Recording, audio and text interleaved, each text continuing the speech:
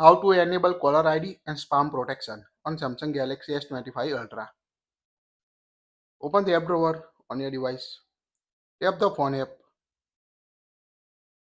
Tap the three dots at top right corner. Tap the settings. Here you can find the caller ID and spam protection. By default, Google of it. So tap on it.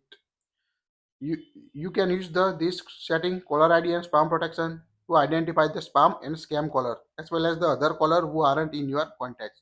So very helpful feature to reduce the spam call or reduce the company spam call on your device. So toggle on it.